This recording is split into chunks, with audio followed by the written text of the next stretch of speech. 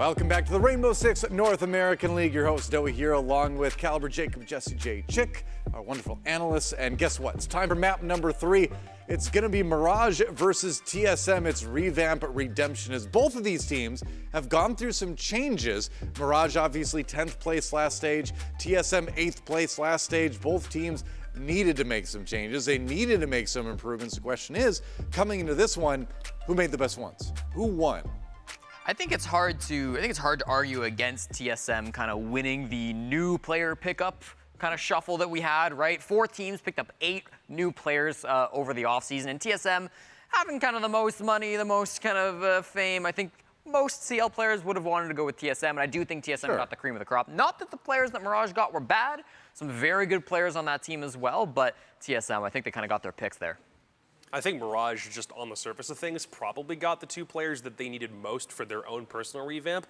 They needed fragging power, they needed leadership. I think they got it in spades, but TSM had a very different priority in terms of the players that they want to pick up. They know they needed somebody else who was gifted mechanically, so Snake is there and fills that void, but then they needed somebody else who could also help on the communication front, and they went with somebody who needed to play Breach, and they went with somebody who doesn't traditionally play Breach. So we're going to see how that one works out.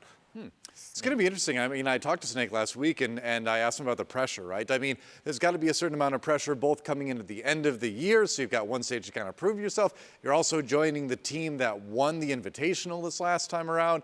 I mean, that's a lot of expectations. He said, yeah, I feel that, but the team's been really great in terms of supporting me. Bolo bought him food, apparently, which is nice. It goes a long way in making you feel at home a little bit. So, you know, it seems like they were gelling nicely when I had talked to them, and we'll see if he can kind of take that and bring in the mechanical skill that he's been kind of known for and get the win. Meanwhile, on the Mirage side, you know, we'll see. This is going to be an interesting one to see if these players end up working out, because if any team needed the edge, needed the improvement, it was definitely Mirage after the way their year has gone. I think so, and we can see the aim lab stats here. 97 accuracy for Melted. I think Snake had 65. I don't know if we'll see that exactly reflected in the server. It's also 500 milliseconds again for Melted. He's That's trolling. true. That's true. Yeah. there may be some differences in the server when it comes to aim between those 2 players, but still.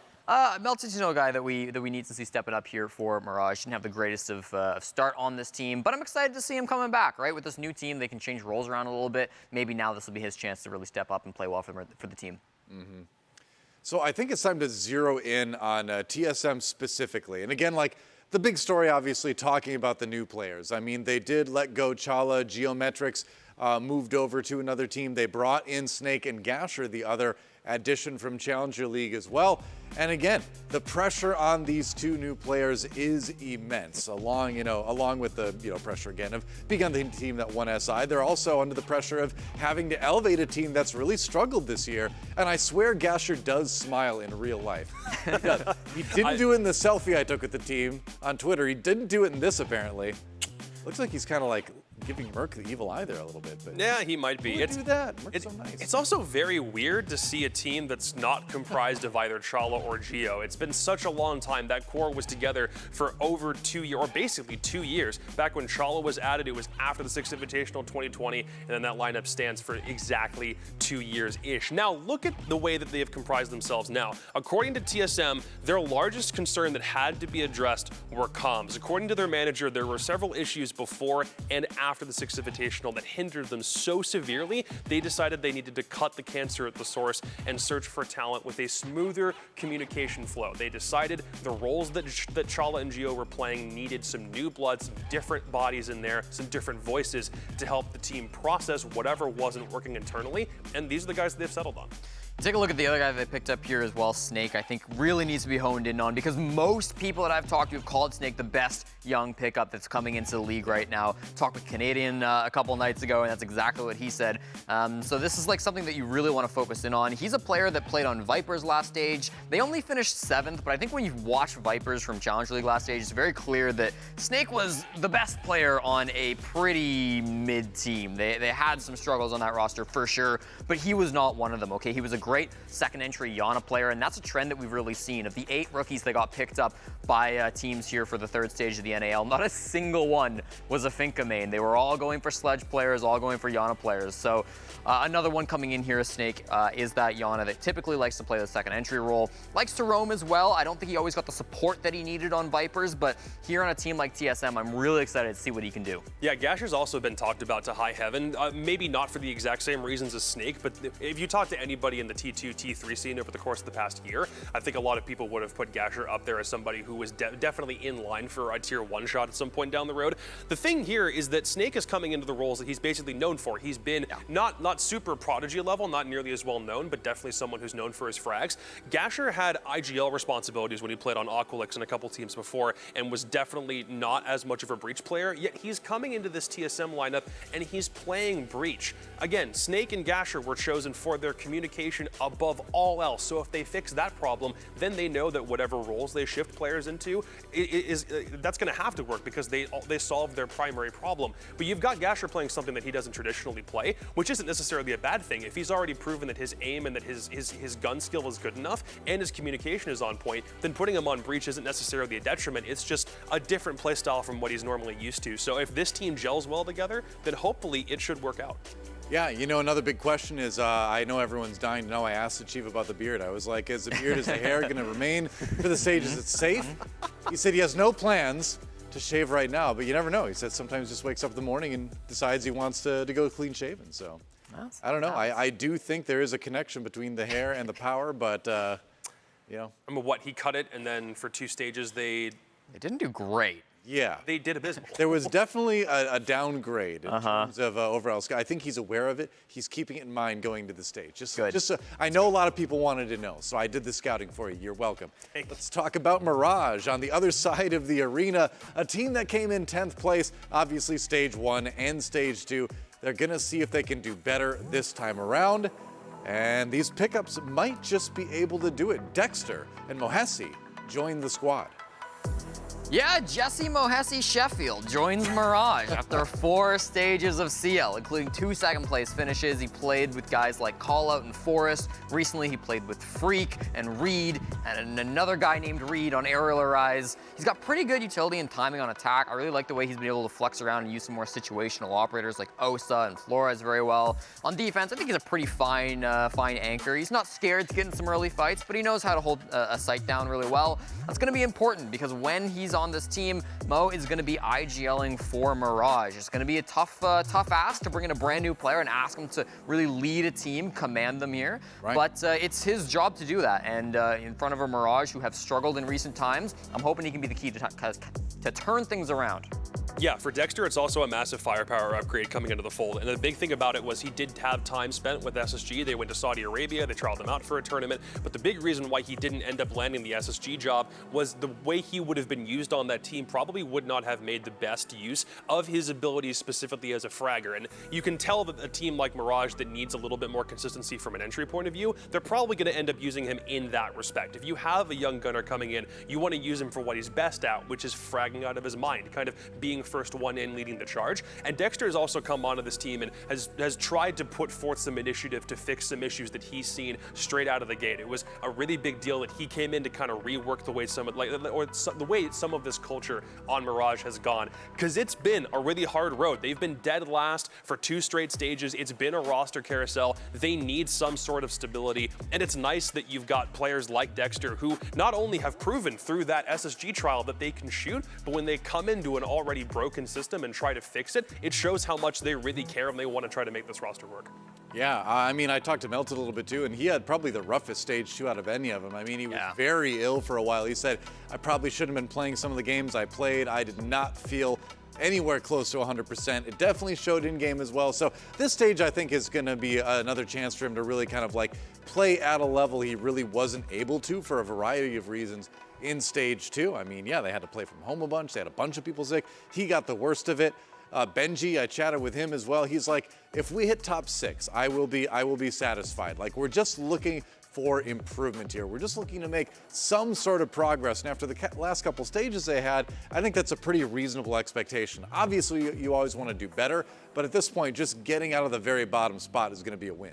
Yeah, I think you can definitely take a look at some of these players in Mirage that didn't really perform to the highest standards. Melted, one of the worst entries in the league, 29% opening pick rate was really, really rough for him. Benji Mula as well died a ton last stage, 18% survival rate. Again, one of the worst that we were able to see inside the league last stage. So, I mean, these are players that I know for a fact at least have solid attitudes about this type of thing, right? Sure, they're down right now, and sure, they might not be getting the best press, okay? I read Reddit, I see what you're saying about them. But I do think that they're going to be able to bounce back, okay? I do think that these are squads that, or these are players that like mentally have the ability to take that like on their shoulders and really like excel with it, learn from it, right? Come back for it. I think a lot of weight's going to be going on the shoulders of Guerra and Nyx, the coaching staff now of Mirage, to be able to try to like build that that confidence back up for these players, because mentally it's going to be very tough for them if they keep getting that in their head.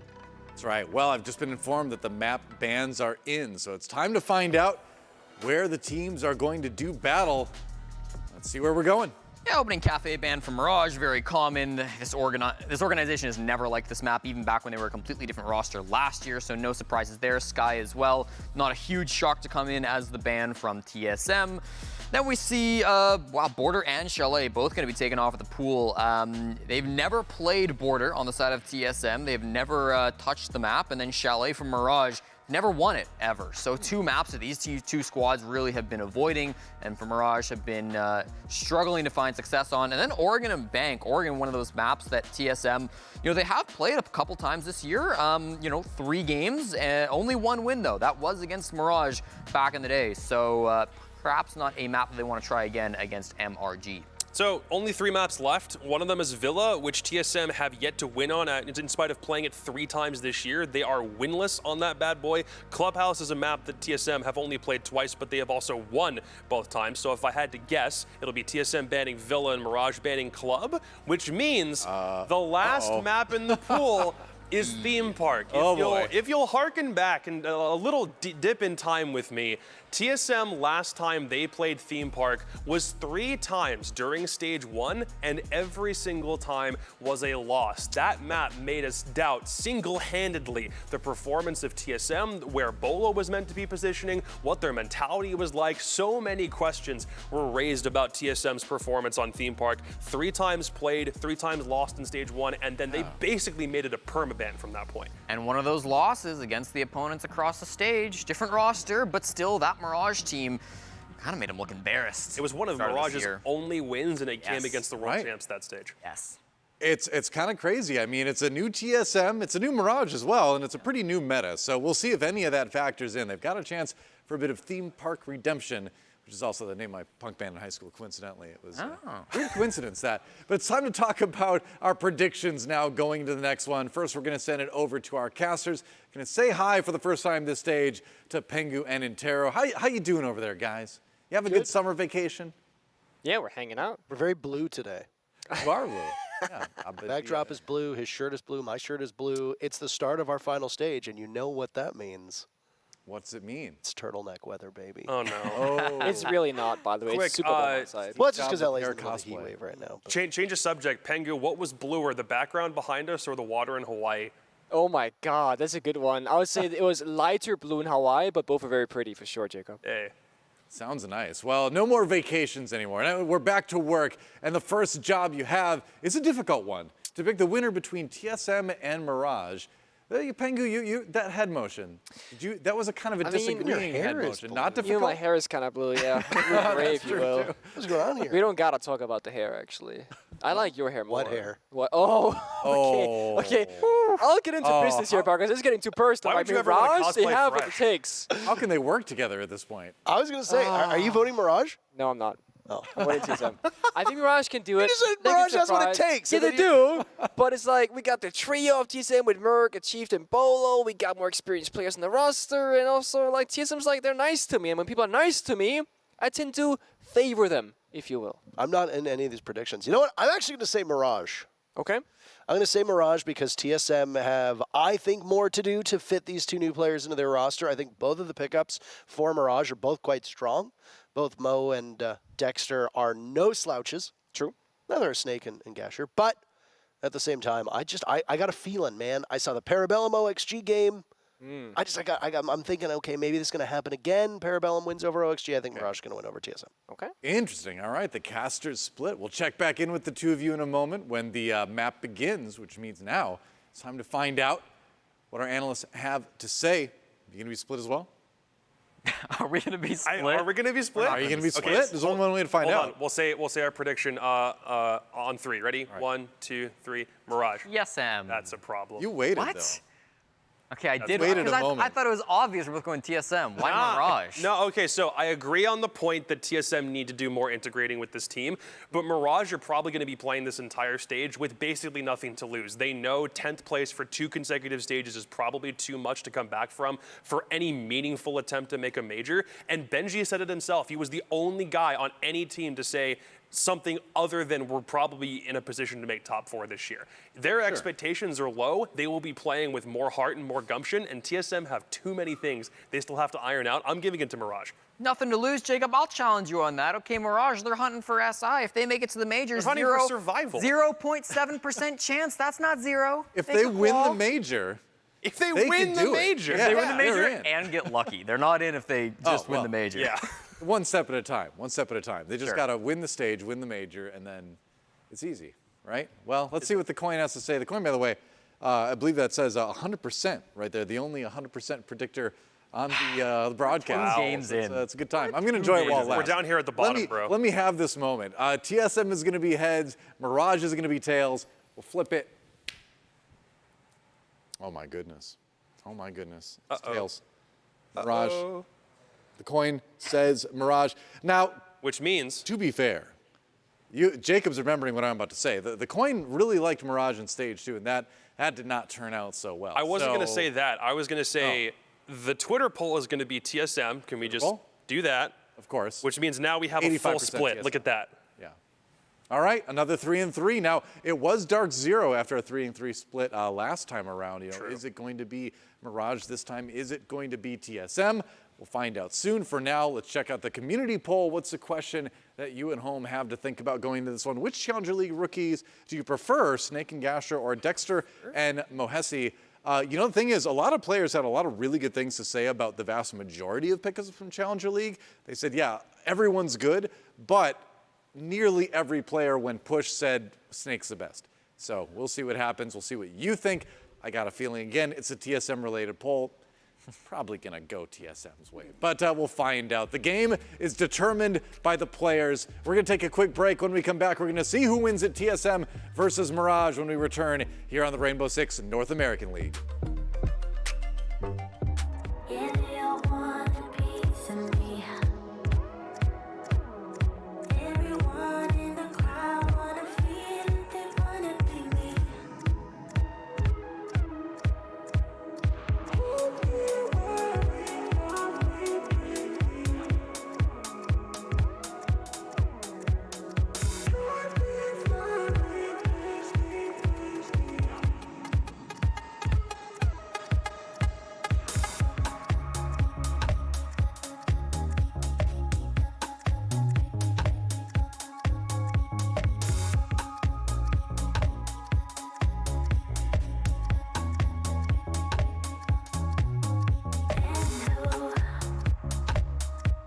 Thought I would make it big.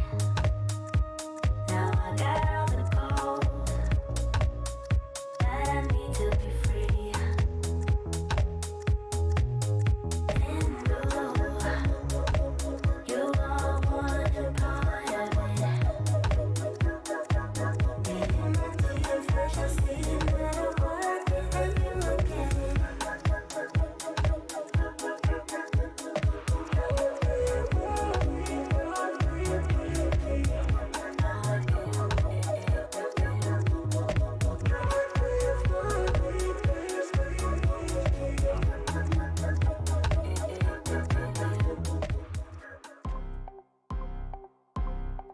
Yeah, it was definitely tough to say goodbye to Challenger just because out of every team in Siege and honestly Esports history, we've been together for all of us for 2 to 2.5 years. It's a pretty long time, honestly, for esports in general. But once again, just happy to start something new, get a fresh look at things and go from there. Yeah, it was definitely difficult to say goodbye to some longtime teammates for sure. You know, along the road you build like a friendship and kind of like a brotherhood. Yeah, so we brought along some two rookies, you know, only have played CL, Snake and Gasher.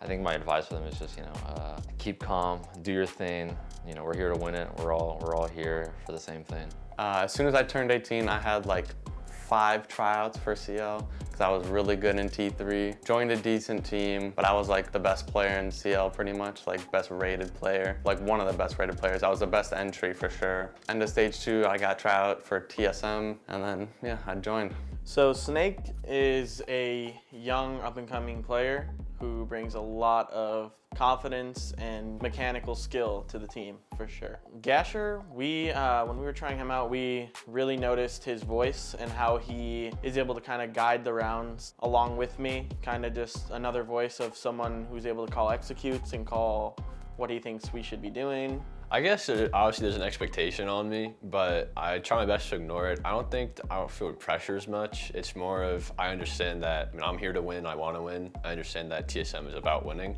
So I know there's an expectation, but I don't feel necessarily pressure put on me. I just know that, in the past, in my opinion, if I just work hard and do what I've done, I think the results will come their way.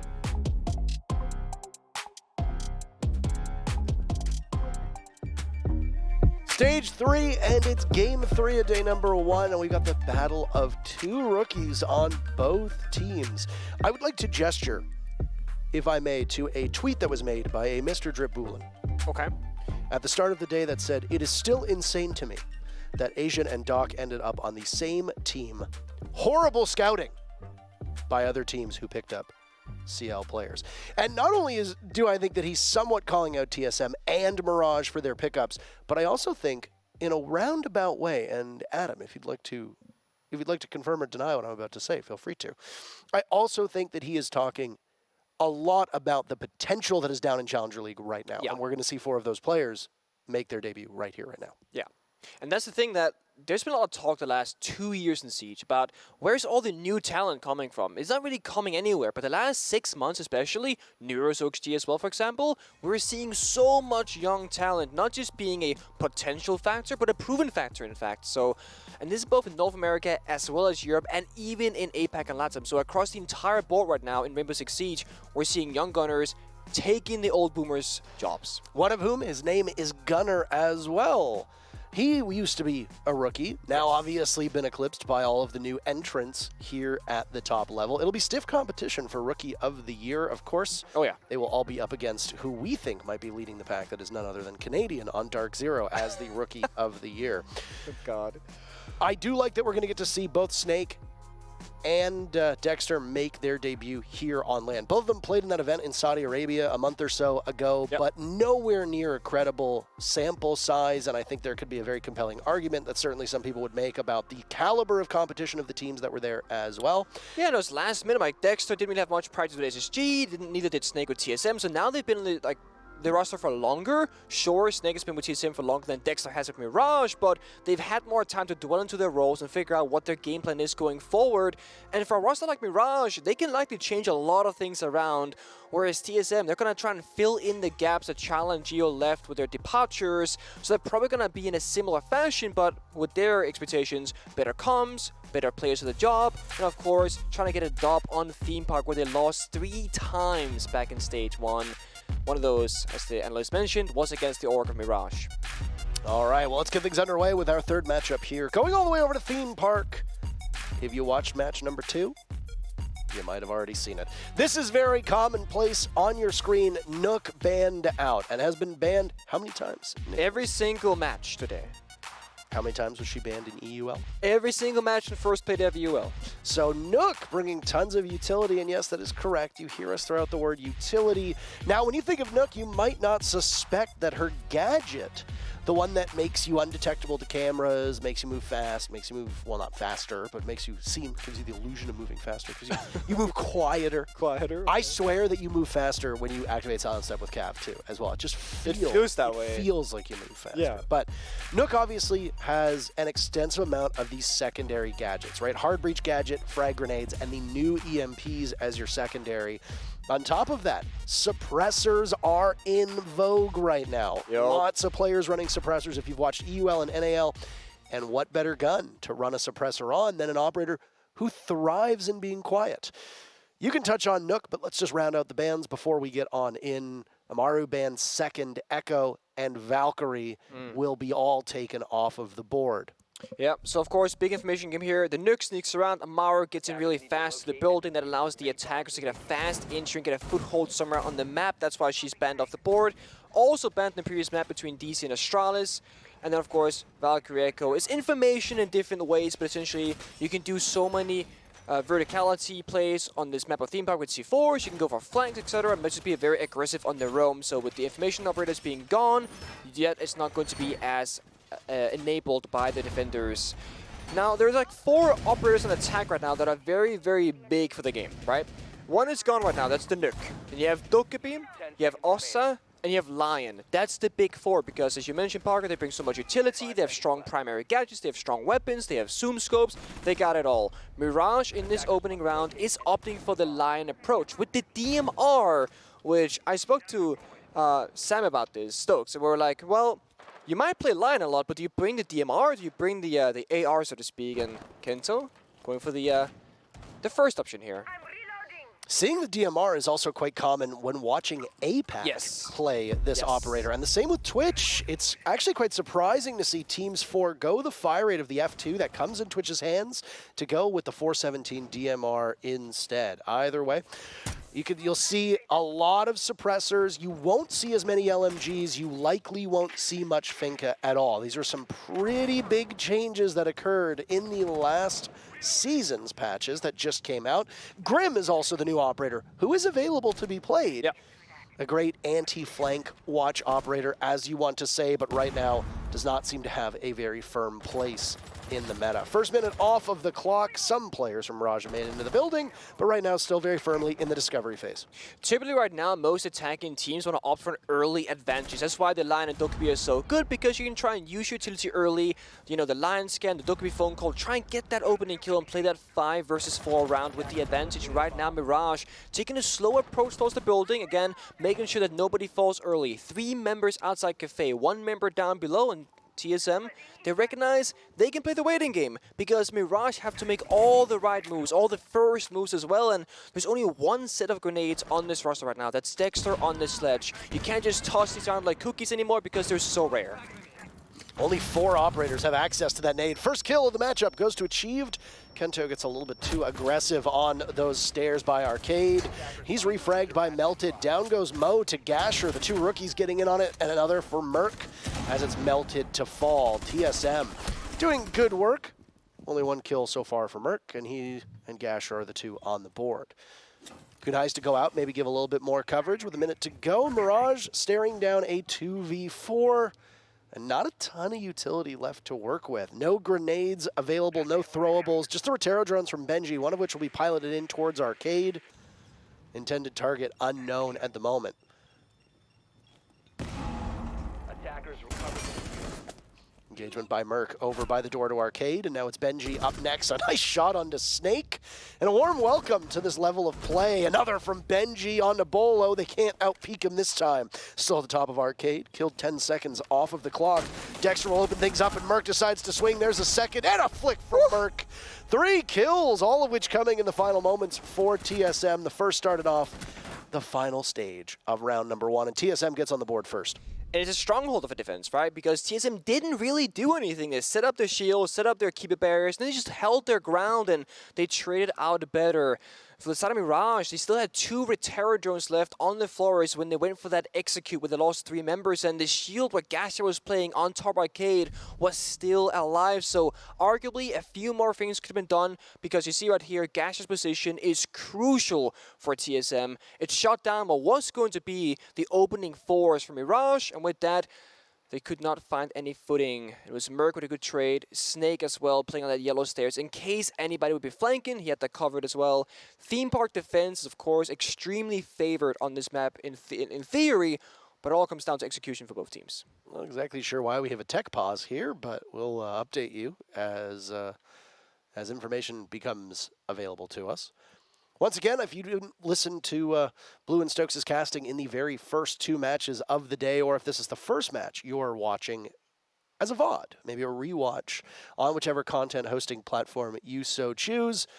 Well, the difference between a tech pause and a tactical timeout or a tactical pause is that a tech pause is caused by a ghost in the machine, if you want to call it Ghost that. in the machine? A glitch in the matrix. Maybe it could be that somebody's audio isn't working correctly. It could be a headset issue, as that looks like it might be the culprit here on Mirage's bench. That's our good old admin Larchtree just looking. Headset off. A tactical timeout is when teams take a timeout to settle things down. 30 seconds goes by while both teams are able to communicate with their coaches. And you get one apiece. That's it. Look at the synergy here from Mirage too. Red mouse pads across the entire board. That is quite beautiful, huh? Oh, it's ruined. Oh, it's it's ruined. ruined. Oh no, not the opposing Oh, camera Benji. angle. No, Benji, what have you done? It was beautiful. It is no longer. It appears that there's an issue with Melted, Oh. as he is the only player who is not front and center at his PC. Oh, makes sense. I suppose. I noticed something when we were on TSM's cam. Bolo was, first of all, mouse spinning, as he does so well, which we love to see that. But he's actually started to like pull off his left mouse like switch. You see it right there. He's pulling the switch off the actual mouse base and then putting it back down. I've never seen a player, I think, have that kind of habit, because I would think for myself, what if I break it, right? Then I can't shoot left, like shoot straight anymore, essentially. So not sure what the vibes are like there, but it seems to work so far. Not sure. You're right. Not sure. No other information for you right now.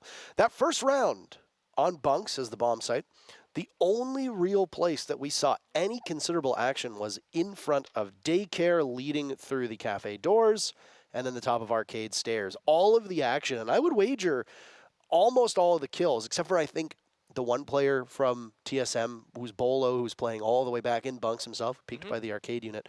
I would wager about 80 to 90% of those deaths occurred in a very small spot, just a couple feet from each other. And it really did speak to how TSM kept cycling out players to defend that very critical avenue that leads to the bomb site.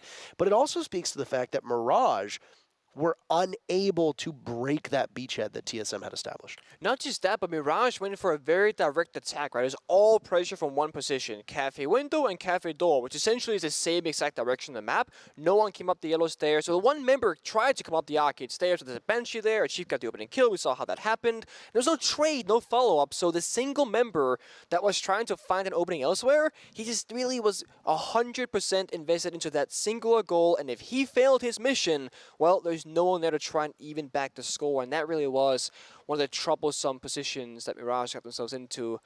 With Amara being banned, you're not just flying in those break room windows either, because that could have been a possible flank avenue for them.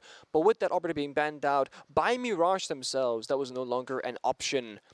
Now for Theme Park, we are expecting like a 4-2 split favoring the defenders, if anything. So the first round being a loss for the attacking side is not really a huge deal, all things considered. But of course, this is the first match for both of these teams in Stage 3. They both want to come out ahead with a victory, with some confidence. And with how that first round went, Mirage seemed to have a different approach in the rounds to come to try and break apart these TSM defenses.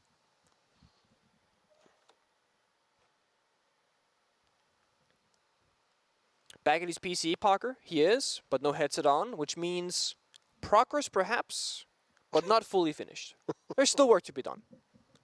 It's a low bar for progress these days. That's what I get from this. Yeah, I mean, we have no update to give you. We have not been told what the issues are. We have not been able to relay that information for you for the sake of transparency. Tell me about your trip to Hawaii, by the way. It was beautiful. Took some photos. Went to the zoo, actually. The zoo? Saw some elephants, some giraffes, some zebras, or zebras, as I would call them. Zebras is correct. Zebra, yep, thank you.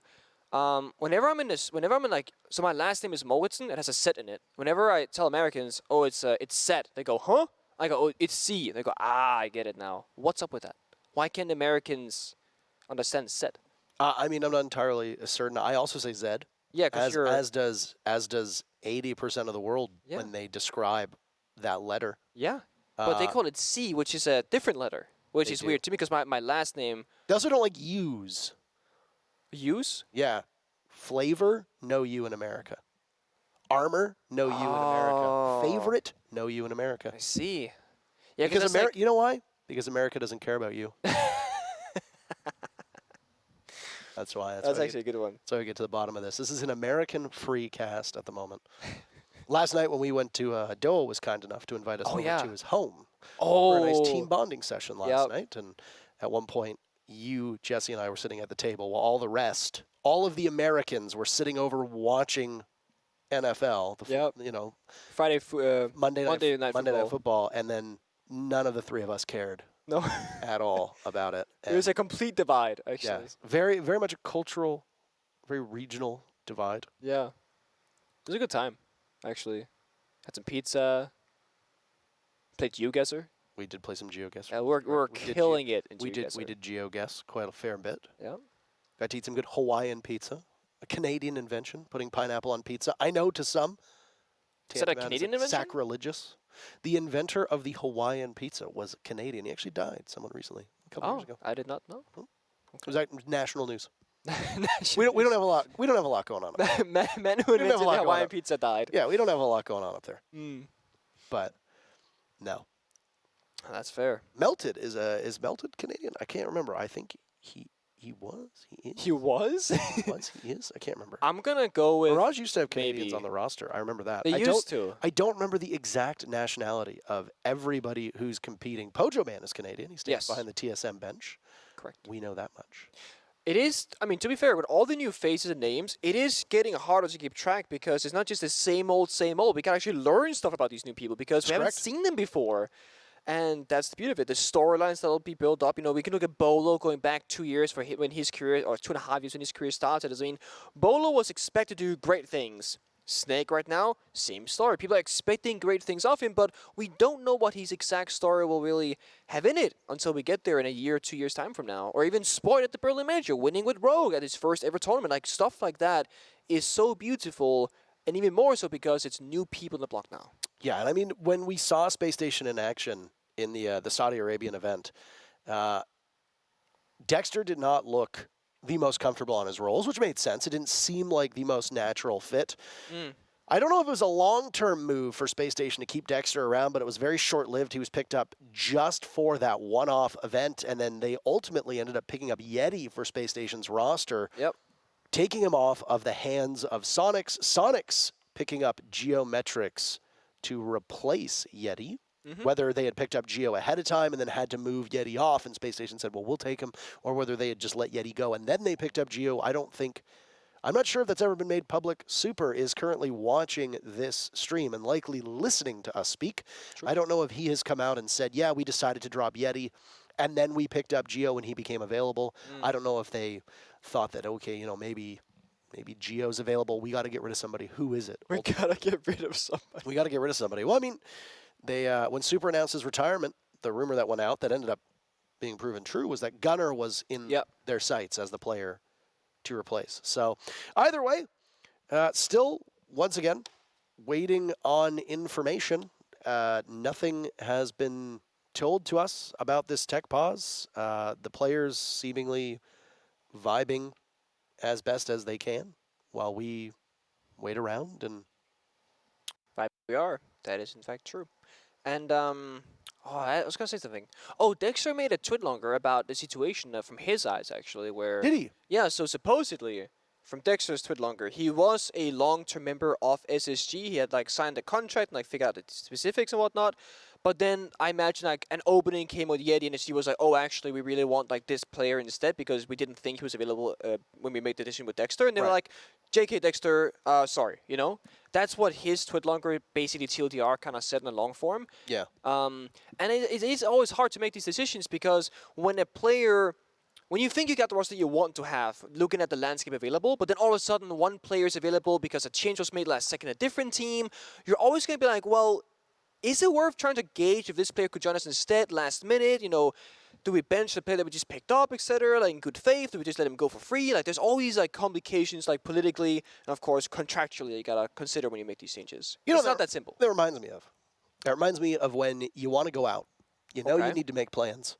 Oh. And you message two of your friends. Oh, no. And your one friend says, yeah, we're doing something really cool and exciting. And you say, oh, that's sweet. And they're like, but we don't know if we're going to do it. So you go ahead and you're like, you know what? I'm gonna see if Johnny is available. You message Johnny and you're like, hey, what are you up to? And Johnny's like, nothing. Let's hang out. And you're like, okay, sweet. And then suddenly at the last minute, Tony messages you and he's like, plans are on. And you're like, sorry, Johnny, got a jet. You know, Yep. got a jet, Johnny. See you later. That is literally what it is. And it's just you're looking for the better option. And I mean, hey, it ended up working out. Dexter did still make it into the league. Yep. Just albeit on a different team's roster. And yet he gets to continue playing. Yeah, everybody wins, I suppose. Everyone got a piece of the pie, which is honestly not too bad. Well, than that, I mean, the big difference this stage is that almost every single team, besides 3, Dark Zero, Charlotte, and Exit, they have made at least 1 player change. Most teams have made 2. That means that normally, if one team makes a change, you're thinking, these guys are going to have a rough stage because they're the only team who made a change. They got to learn the maps, the strats, the calls, and get back up to speed. But when everyone makes these changes, it's like there's an even ground now. Now it's about the individual players, how well they play, how fast can they adapt to the environment, and of course, how does the individual teams match up in that 1v1 scenario. And then we can look at Astralis, Exit, and Dark Zero and be like, okay, well, is keeping the core the same and just working on the fundamentals going to be a great step forward? Or is picking up this new blood actually advantageous? Because we can look at the end of stage 3 and look at who placed 1st through 10th and be like, well, clearly, if Astralis, Exit, and Dark Zero find themselves at the bottom, maybe the future is just to make these changes. You know what? I have a change ready for us. Okay. We're going to throw to a break. Woo! Woo! All right, we'll be back whenever, I don't know, whenever the mystery fix gets comes resolved. in. We don't have any idea what's going on, so we're going to throw to a break. We'll be back sometime. Full court press, nothing less than a honor. Full court press, straight flex, close the curtain. Full court press to the top from the surface.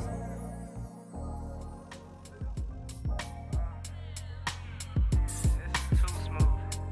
I honestly didn't even really want to say anything on this, but that's what the people want. That's what I came here for. So we're gonna get into it.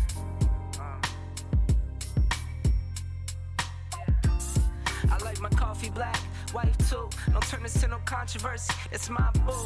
I could make $250,000 off a haiku, and I could make another quarter off it ×2. If it's money on the table, I'll be on it like Bobby or Epic. You peep the aesthetic, it's hard to forget it. I hear you talking, but you're hardly right. I'm the voice of your prototype. Summertime and then why? Summertime and then why? It's too cool. Get the dry tops out. Summertime and then why? Get them fits right. Bottles over here. Summertime and then why? Summertime and then why? I'm talking 6 a.m. tea times. 18 with the mayor talking land banks. I waited for it, gotta get mine. Snag a seat up at the table if my man can't. Heading to a meeting worth $1 million with no briefcase. Just my mind in a free state. I got a plan through a vision, but it takes time. I'ma make mine. Summertime and then why? Summertime and then why? You know the drill by now. Summertime and then why? Get everything together, get the squad together, get the gang together. Summertime and then why? Summertime and then why? Started in the back office, now I run the front. Call the shots, make the deals, know the deal, know what's up. Too much for the books, then I put it in a tuck. Too much for the tuck, then I give it to my love. Once I make $1 million, man, $1 million won't be enough. Watch me fake the struggle while I get it off the hush. Now it's JetBlue miles, Rolex dials, frowns turn to smiles. Summertime and then why? Now as you come to an end. Summertime and then why? And the fall's upon us. I want you to bring that energy. Summertime and then why?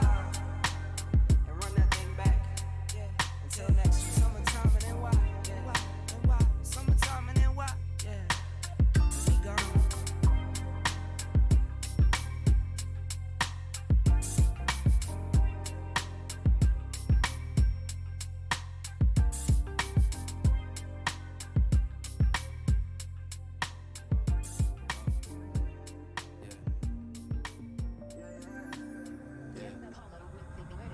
Beat by Apollo, stop at New Apollos. Cop a Henny sour, and I'm puffing Jack Sour. Yeah, I feel a black power. Yeah, this time it's really ours. It's time to get the bag. Yeah, it's time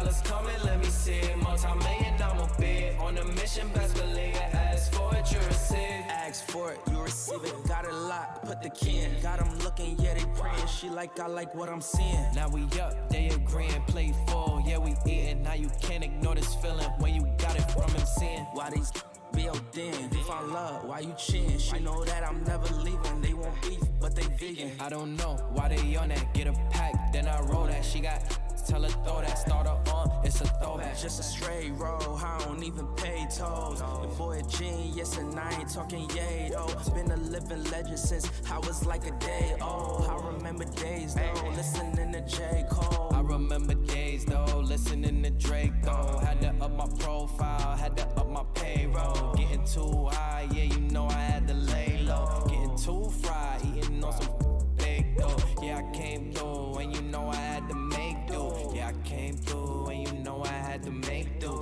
Getting all these dollars, yeah, you know I had to make them. Yeah, I came through, yeah, you know I had to make do. Beat by Apollo, stop at New Apollos. Cop a Henny sour, and I'm puffing Jack Sour. Yeah, I feel a black power, yeah, this time is really ours. It's time to get the bag, yeah, it's time to get the bag, yeah, yeah. Dollars coming, let me see it. Multi-million, I'm a bid. On a mission, best believe it. Ask for it, you receive it. Dollars coming, let me see it. Multi-million, I'm a bid. On a mission, best believe it. Ask for it, you receive it. I dip in the corner in something imported. I'm copping the land of the sand where the shores. Beautiful women who time in the mirror to show up the shows and see me perform this. Used to ignore me, I'm all the day here, but I used to be timid. I don't know what fear is. Just taught him my dog and he told me he got me. I hopped up the line and went straight to go get it. I got us. Building this up out of mortar and brick. The way that it's going, I don't see it ending. The pigment is tinted. I'm really that. Go figure. I'm tapped into a higher power, feeling bigger than me. It's centering me. My enemies silent, they see that I'm fire. Can't put my energy. I got some real ones on my sideline, abiding by them guidelines. I'm way up near the skyline. You so barely fine, right? Only kings around me, others go now why I shine bright. Yeah, you hella fine, right? Hey, you looking like the wine and dine type. I'm basking in that limelight. Brody, get your chip stack. I'll teach you. I'm the wise guy. I'm getting right back that shit I'm sending out with vibe-wise. You know we good on that side. I feel a black power.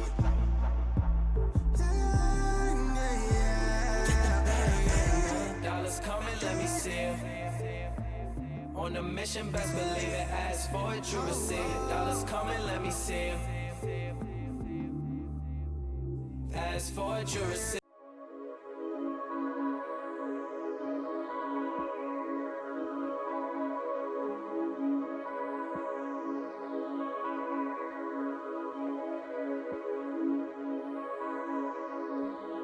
Like glue, the leather stuck on me. I wanna move.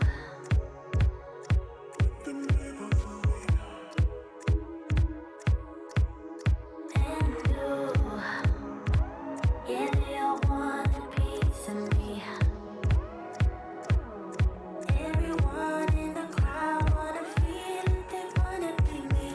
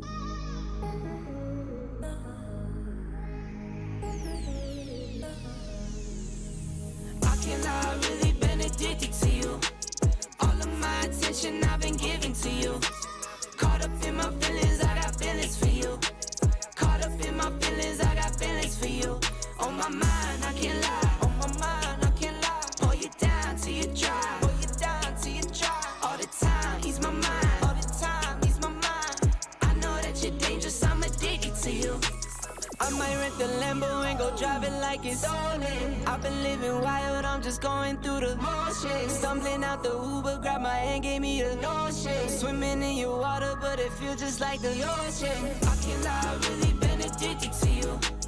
All of my attention I've been giving to you. Caught up in my feelings, I got feelings for you. Caught up in my feelings, I got feelings for you. On my mind, I can't lie. On my mind, I can't lie. Pull you down till you dry. Pull you down till you dry. All the time, ease my mind. All the time, ease my mind. I know that you're dangerous, I'm addicted to you. I was sipping more for 2 years straight to the face. Champagne belly bubble still won't go away. Last year my best man hit a stain with bad face. Now he's got a LB on the water's cold case. I wake up with pain sometime and never go away. Wonder why I bow to my knees when I pray. In my city gritty, gotta keep it on your waist. Or you might be a victim, they'll find you DOA. I can't lie, I really been addicted to you. All of my attention I've been giving to you. Caught up in my feelings, I got feelings for you. Caught up in my feelings, I got feelings for you. On my mind, I can't lie. On my mind, I can't lie. Pull you down till you dry. Pull you down till you dry. All the time, ease my mind. All the time, ease my mind. I know that you're dangerous, I'm addicted to you.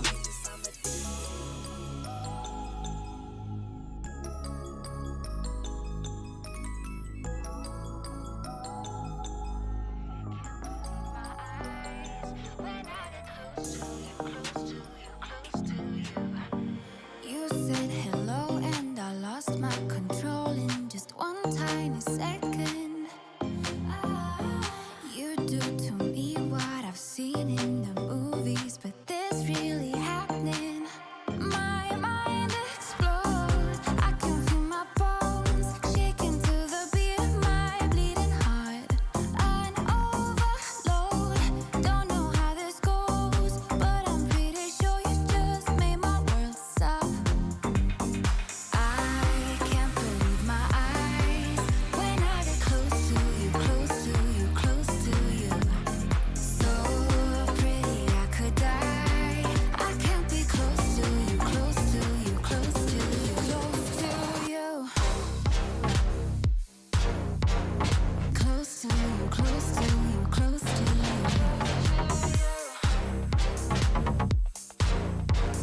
Close to you, close to you, close to you. My walls are down, they've been burned to the ground by the voice of an angel. Don't say a word before someone gets hurt, it's just too much to handle. My mind explodes. I can feel my bones shaking to the beat, my bleeding heart on overload. Don't know how this goes, but I'm pretty sure you just made my world stop.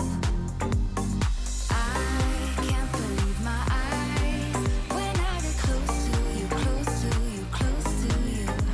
So pretty I could die. I can't be close to you, close to you, close to you, close to you. Close to you, close to you, close to you.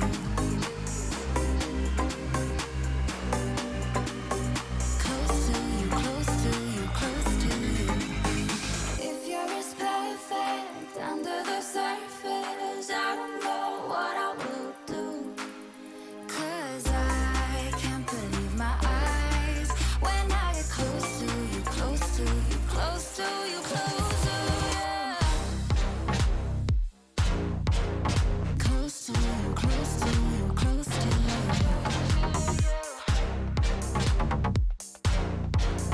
Close to you, close to you, close to you, close to you. Close to you, close to you, close to you.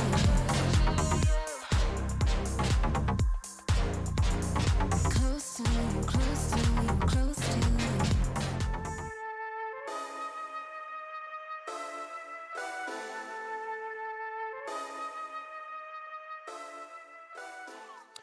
All right. Good news, everybody. Good news, everybody. News. We are back. It is Melted's birthday, and because of that, he had to suffer a roughly 30-minute-long tech pause. So happy birthday, Melted. Is it actually his birthday? People are saying happy birthday on Twitter, so I don't know if that's true. I don't think it's his birthday, I'll be honest, but maybe. I'm gonna go on a limb here, and I'm gonna say this. Take it from somebody who used to work in the service industry as a server/bartender. Oh. Take it from me. If you're listening to me, this is sage advice for you, okay? Every time you go out to eat, it's always somebody's birthday. Because no restaurants are checking IDs. If you tell me it's your birthday, I'm probably going to give you something free. Okay. So you're just ripping people off? Just, I mean, yeah. Okay. I know a certain someone who would do that quite frequently at Invite, usually. Troy. Yeah, Troy. Yeah. It was always Troy's birthday. It's funny how Troy's birthday always fell around Invitational. Isn't that so strange? At a restaurant. It didn't even matter. Yeah, it didn't even matter when Invitational was. It was always his birthday. It's crazy. It's a very loose concept, I suppose. Never once would I be like, oh, it's your birthday. Yeah, for sure. Let me give you a complimentary dessert. And also, I need to check your ID. Nobody's doing that. Anyway, we're back in the action here. A lengthy break, but we hope that it was worth it. Back on Theme Park, back with TSM and Mirage. TSM took round number 1, and then they hit the pause button. Yep, that they did. We're back here in round number 2. We see both the Dokkaebi and the Awesome being brought out from Mirage, so a different operator choice in the first round here. Merc getting very aggressive. Despite those keeper barriers still being in his pocket as they recharge throughout the round, he's choosing to opt for an early start and slowing down Mirage on their entry points. Over by Cash, as that's one of the entry points that will get you much closer to the bomb site that is located in Office and Initiation. Oh. Dexter has fallen off of the building. Finka back in action. Finka's pick rate significantly lower than where it was in times before. Also, the LMG not really as controllable as it used to be. So guess what? If you're running a Zofia, which Melted is, and you're running a Finka, which Kento is, you're going to be running their assault rifles, the Spear for Kento, and that AK variant for Zofia. Merc, he got 3 kills in the previous round. Won't be able to do too much. The stead that he'd created at the top of Dragon Stairs, all for naught as he gets picked off with half of the round to go. Logic bombs go out too, and TSM will find a way to get out of the actual bomb site as the advance from Mirage gets ever near. Yeah, no real help there from Merc. No trade goes out. No jam, I don't think, on that wall towards the bomb site. That means Bolo's now forced back to top white, but this top yellow rather. But this Ossa now enabling Mirage to have these long lines of sight, some cover as well, and she has one more in the pocket that they can use to approach the bomb site and get down that diffuser later on. But first, they have a minute to work with. Cameras get hacked, and this is the thing, when Dokkaebi's on the board, you want to have someone nearby at their body to shoot down that camera foe, but here we go into the bomb site. Kento's in there like swimwear. Gasher and Bolo come out ahead with the kills, swinging the advantage in favor of TSM. Behind these Talon shields, Mirage has a little bit more coverage, but they have to move past them as they continue their advance towards the bomb site. Benji can pick them back up, but I don't know if he's going to have time as there's very little still remaining into the round. A stack up over by Bathroom as both Mo and Benji are near each other. There's flashes from Dexter to get tossed on out. Bolo has the cross stuck inside of the vault, and he could gun down anybody from Mirage who ends up in that direction. Snake falls. More will be on the shoulders of Bolo, with Achieve not too far off. Watching the bomb site from the hallway. Gasher holding down B. Bolo inside of A. Mo gets the better of him. Inside with safety, diffuser in hand, it's Benji to cover in a 1v2, but Mo actually gets up off of the plant, and Benji gets the final kill before the diffuser can go down. A call from the IGL himself to take the fight rather than play the objective works out well, and Mirage answers back with a round of their own. It's an important round because Mirage, they're in the driver's seat with that opening kill onto Merc, and then they slowed down, they lost some members, and it looked like it was about to be pretty rough for them. They could not clear Bolo inside that vault position, but then the flashbang came out, Bolo chose to swing aggressively and give up the crossfire that was established with Chiefs on top yellow stairs, and that got them back into the round. 1-1 tied up now as we enter the third round, and for the first time we'll see the Armory Throne defense, where most teams typically will start the defensive side because most teams tend to prefer this bomb side. You can really work the roam game here. Go up top, reinforce the hatches Frost is. You can play on both the cash side of things, the cafe side of things, the arcade side of things, and once you clear out the top floors on attacker, well, the defenders can go down a floor and play inside of, laps and play inside of barrels, and of course the bomb side. So this bomb side in particular, this speaks to the entirety of the map, unlike no other It's common here that we see Jackal being brought out. That's not going to be chosen for Mirage. So I'm going to stick with that Fink and stay aggressive. The healing did wonders in that previous round. Dexter, who fell off the building early on, was almost back to full HP by the end of the round. And that was well needed for him because he ended up getting some important value on the board with the entry and the kill. Well, back into the action. Finka on the board yet again. Snake playing over by Gong to try and ward off any of the attackers nearby. Repel sounds going out. Snake can play off of this, but he doesn't know if there's going to be a set of eyes watching the main doorway. This will be a gamble for Snake, but if he times it successfully, he could easily cut one of these players of Mirage down. But a passiveness that will allow Legion to persist longer, continue to build up those goo mines, and do more damage through the mid to late rounds. It's a gamble that TSM is making. Whether it was a call by their leadership or Snake himself, it seems to be paying some dividends. Yeah, Ninja comes in, but it's Polo who wins the fight there. But a good trade from Mo back onto Snake means it's a 4 versus 4. But Kento, he's not done just yet. He finds Polo up above on the box. It means Mirage once again has the man advantage 4 versus 3. Got a bit of map control here, but there's still roamers from TSM's side looking to get aggressive and try and get that back. I don't know what kind of criteria you use in particular, Nick, for opening duels, but by my count, rounds 1 and 3 were almost immediate trades, no team gaining the upper hand, whereas in round 2, Mirage had a bit of breathing room after they got that early pick off of Merc. So again, while TSM does technically get that first kill, it's not for that much longer, and there's really nothing gained in terms of a numbers advantage. You can argue who is more valuable, Bolo on Vigil or Melted on Zofia, and that's something for us to discuss, but either way, it doesn't really give them all that much. Mirage still, though, having the upper hand as Snake was picked off inside of Gong. An answer back from TSM is Kento, no more. Gasher a kill.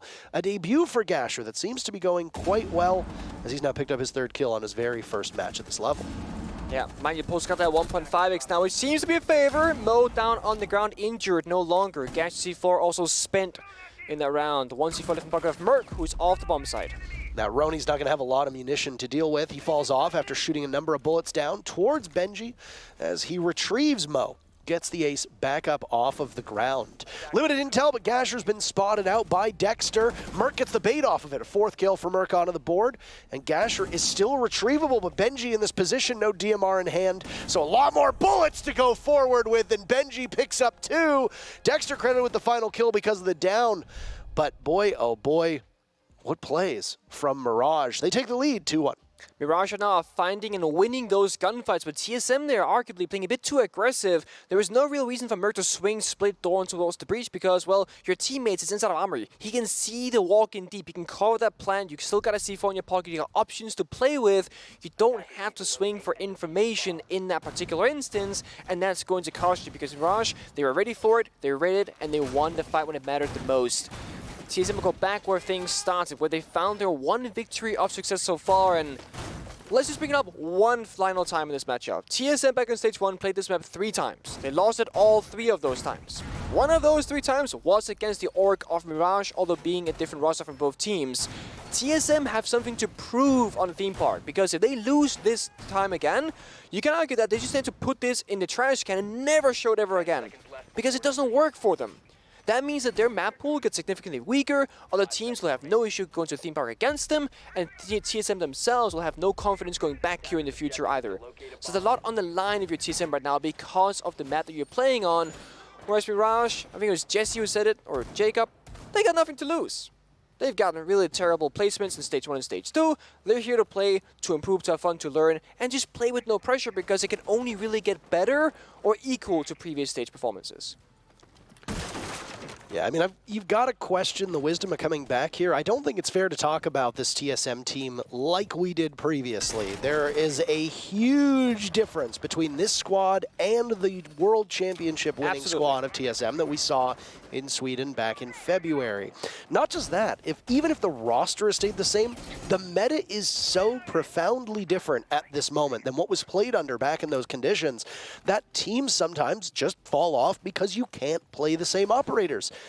You know, you can talk extensively about how Finka was a crutch operator and Zofia on LMG was a crutch operator and all of that, and now it's exposing all of the frauds. But there is a real deal when it comes to the meta changing and teams just not being as quick to adapt. So, Theme Park, 4 months ago, Theme Park 8 months ago, wildly different from Theme Park today for both of these squads, let alone TSM. And Bolo ends up getting the first kill onto Kento, even though Melted had gotten it down and is still holding his position up by Dragon. Yet again, a very quick trade. No team gaining a sizable advantage. E1D tossed out by Mirage in hopes of capitalizing off of Bolo, but can't be done. Half of the round done, off the board, and it leaves us in a 4v4. That it does. And it's again TSM aggressive but slowly falling backwards here. The pressure mounts towards them, and when they start losing Merc on that early aggressive playstyle that he's playing right now, that's normally key that says, alright guys, let's fall back. If Merc stays alive, we stay aggressive with him, we support him, but he's our first line of defense in all of these rounds. Only downside is Merc is playing an operator that's a rechargeable gadget. Previous round, it was Asami, you get the Q barriers throughout the round. This round, it's Wamai, same story. You want to try and stay alive, ideally, on this particular operator, because you get more value the longer you survive for. That's not the case, so they're going to play without the magnets, no Jaeger on the board. Any nades that are remaining, one from Dexter, could be lethal at that, as nothing can quite stop it. Bolo's moved off of his position. The last time we saw a defense from TSM, we were much more nestled inside of the bomb site. But Cafe has not been the focus for Mirage. Instead, they decided that they'd hit the bomb site from the back. Office and initiation have been opened up. Office in particular, where Mirage is choosing to make their main push come from. E1D goes off, and Mo will be the one to lead the charge. Walking in, but not knowing his corners. He gets spotted by two separate members of TSM. The crossfire good. Mirage looking to answer back. It's a bullet dump as it leaves Dexter in a 1v3. He's in the midst of the bomb site. He has to find the two off, and it's Bolo to be the savior of the round, tying things back up for TSM. Bong successful for TSM, but nothing else but that so far. 2-2 is the scoreline. And again, the bomb side is where TSM find their success. Time and time again, the crossfires really well established, trading 1-for-1 successfully and swinging 2 versus 1 in almost every single instance. Really their bread and butter so far in this matchup. When they can do it, for example here, Merc playing alone, that's when they falter. But when they can play close together, that's where they find most of the success here. Snake playing with Bolo, Gasher trade off as well. Just left Dexter all alone at 1v2 where Bolo also found his last gunfight victoriously. Now Marathon will get another spin here. It's TSM, they're gonna try it one more time. The only difference right now, no pulls from Gasher. He's on to the Kaid instead. That's gonna help you play more passive again, as you got some wall deny either on the hatch or the wall itself.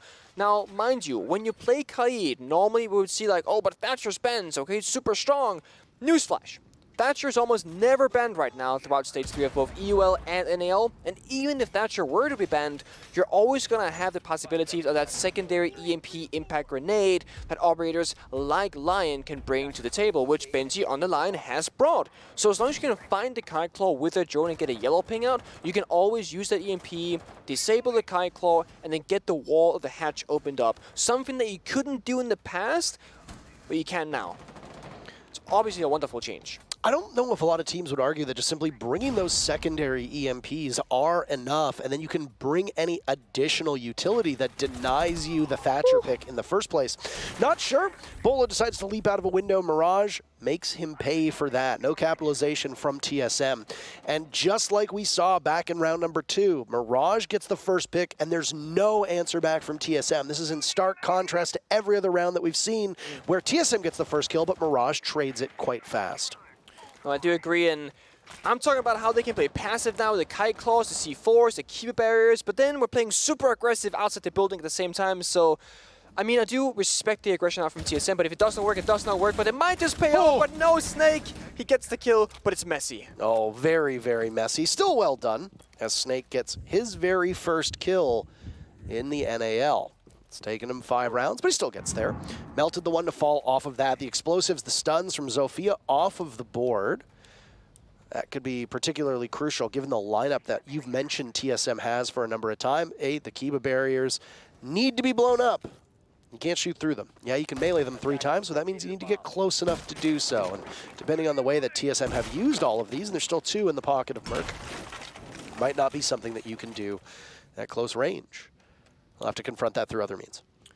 Let's keep an eye on Gasher's last Kite Claw. Just got tossed out right now. We saw on the UI hot there. So Mo can now comfortably choose which wall to open up. But actually, Gasher is picking up the claws and putting them back down, trying to keep Mirage guessing as to where they might be coming from. Dexter on the vertical above with Sledge, opening up both for the roam and the side itself. And Mo has a good read on the possible situation here from TSM. First time the shots goes out. Will it be successful? Yes, it will. It looks like it. They've opened up one of the walls into the bomb site. It's going to force Merc to lurk in this position. Gasher down now. Mo taking matters into his own hands. What a pickup this has been from Mirage through these 5 rounds. IGLing and also holding on to that diffuser. Snake in the hot seat as some of his protection goes from above, but again, the obliviousness of Mirage is their undoing. Snake was able to take out Melted earlier, now does the same to Dexter in very similar situations. Mirage none the wiser. Benji looking the wrong way after the EE1D goes. No marks being given out, and it's a stack up on the doorway into Throne. A third kill from Snake. He's on absolute fire right now. Don't discount the Chieved either, coming in on the flank. Merc with one, denying an ace to Snake. Kento the last to be found, and it's a 4K from Snake as TSM regains the lead. It's going to feel good if you're Snake. You know, as you mentioned, Parker, he was like, what, first kill in 5 rounds, and he gets 4 on that round towards the end. That's going to feel amazing. And Mo did get that summer charge off, but Merc actually impact denied it from the side on the room inside a bathroom. And we saw that early aggression there from Bolo. Did not pay off, but he was mid-Claymore put down, so it could have paid off. He had the sound cue as well, most likely, but there was a cover there from his teammate. Shut down Bolo. Snake, of course, was there up the Dragon Stairs and managed to find a trade just shortly after, as Mirage had misdroned the Dragon Staircase. That's going to take us to all 4 bomb sites, but first, before we get back into the action, a drone bug will just set us back for a moment as we will rehost the server and get right back into it. But we will see Bunk Office Armory, Bunk Armory Lab being played out in this first half here from TSM. And Lab, just like the Armory bunks, or the Armory bomb set that we just saw, really can enable the roam game if you want to play aggressive. But the bomb set itself also is quite strong as long as you can play down the clock by slowing down the opposing team on the attacking side. I will say this. When you have a team like TSM, who I would say underperformed expectations in the previous stage. True. And you have a team like Mirage, who really struggled as a team in the previous stage, seeing how close they've been so far through these 5 rounds, to me, is more of a positive sign for Mirage. But ultimately, I don't know if I am qualified to speak on which team simply looks better at the moment. We know that TSM has had growing pains. They had it with their old roster. There was a big reason why Merc took over as IGLing, despite the fact that they as a team hadn't changed anything. They stayed with that same roster. Merc started IGLing. They looked so formidable. They win the 6 Invitational. Against all odds. Like craziness that they won. They looked almost unstoppable. They did look unstoppable. The top 4 teams in terms of pedigree that we saw at the 6 Invitational, TSM was absolutely in that conversation for the entirety of the event and just continued to improve as time went on. But then they obviously had some struggles. They had struggles last year too, if you recall, and they had struggles 2 years ago as well. So TSM as a team have gone through these hot and cold streaks, obviously adding 2 new players to the roster. 2 months of time, not enough for you to feel well acclimated. Same with Mirage, but as I talked about before we got into it, I think there's more for TSM to work on with these 2 players, whereas Mirage were more moldable. They weren't as set in their ways. They didn't have that same style of system because let's be frank. Mirage has been a revolving door of players since they came into the NAL. They have never kept a consistent roster. They have changed up roles. They've changed up playstyle. They've changed up operators. And I got to say, even though it's only 1 game, this Mirage team already looks better than the iterations that we saw from them over the previous 2 stages. So far, I'd say it looks pretty good. I mean, I do want to see, TSM's attacking side as a contrast to both how Mirage will defend, but also how TSM will up to attack, because the one concern I have for Mirage so far, which I think is very common for new rosters, that they're doing extremely simple linear attacking strats, which I think is the right thing for them to do because they're a new roster, but also just speaks to how like they're struggling to really get these openings because they're not really applying a whole lot of pressure on the map except for one angle, right? When they're attacking Bunts, it's from one singular doorway, they couldn't get the breach open. When they're attacking Bunk, 1 round they went all 5 cafe, second time all 5 went office, and they weren't finding success. But this, as I also said, I think when you are starting up on a new team, you have to play the game simple and then learn the advanced stuff as time comes around. But for now, definite success for Mirage, looking quite good so far. Mo in particular, you kind of pointed out during the round, both doing the IGLing, diffuser carry, heart breaching, and second topping kills, I believe, as well, finding so much success for his team so far. Impressive play by him. I think all of the rookies, honestly, No, they have shown up quite well. Unfortunately, with the rehost, we do lose all of the statistics. So if you're wondering whether you're looking at the stats on SiegeGG or those that get published over the social media, you're going to have to just hope that they update you, because I don't remember the exact stats of every single one of these players in this lobby. I can tell you right now that Mo was leading the way on his team, or at least was in competition at the top. It was Merc and Snake who were actually at the top of TSM. Gasher also picked up a couple very important kills. I think he had 3 before the rehost set in. But that 4K from Snake ultimately masking what has been an unimpactful round in terms of, or an unimpactful first half from Snake, as it took him up until that 5th round, as you mentioned, to get those kills. But a 4K, 4K is a 4K. 4K is a 4K. 4K is a 4K. So either way, still able to climb back atop the standings. Final round of defense for TSM. They've already got an early pick, and it's the star pickup of Mirage. Mo gunned down. That's the main and only hard breach for Mirage. No backup secondary hard breach. No backup secondary hard breacher brought either. Normally that would be, you know, round in flames, but for the lab bomb set that TSM is defending right now, honestly, you're not going to be needing a hard breach necessarily unless you're going for a particular attack where you want to breach certain walls, for example, downstairs Namri. That's not what Mirage are opting for right now. That could either be an adaptation or just their initial plan. They might be A-okay, but the bigger issue right now is you're playing 4 versus 5, which means you have 1 less gun. Mo, they're all dead. Oh, what's happening here? Mirage walks in, decides it's a brawl, and suddenly it's a 3v3 in the span of 2 seconds. They just dropped the hatch. Almost half of the server is cleared out. Still, Mirage, worse for wear. They do have a Finka on the board. We are seeing an extensive amount of Finka brought out by Mirage, and it means that those 2 adrenal surges will allow the limited HP of Mirage to continue to go back up. E1D is hit. TSM had lost another player, leaving just Achieved and Gasher. Now it's Achieved to fire back. Kento, his target, done well, and Achieved will hit the deck. Very limited HP for Achieved. Everybody in this server seemingly taking their lumps at this point, and there's still half the round to go. So I believe 3 members of Mirage hot dropped the hatch. There's a member of TSM right below the hatch. They shot at each other. Everyone basically took a ton of damage. Of course, the Finger adrenal surges healed back up the attackers a bit. But as you can tell, everyone died, but the 4 last remaining 2v2 right now with a minute on the clock. Lion still on the board, and so is Sophia. And in on the bomb site, we will just go. Oh my, now Benji the one under fire. Where's Melted to help out? He's got the diffuser now. Achieved lurks off of the bomb site. Very limited HP, so Achieved again cannot engage the way he wants. Gasher, a beautiful shot onto Melted. Both Achieved and Gasher will line up, sync up with one another. Now it's incumbent upon Benji to do this. I don't know if he saw the Malusi. A warning shot, maybe. Seeking the safety of a portion of Lab. Diffuser going down. No call has been made. It's a slow creep back to the bomb site. Did this diffuser just go down under the noses of TSM? Limited information for them. Benji trapped in a difficult spot to get out of.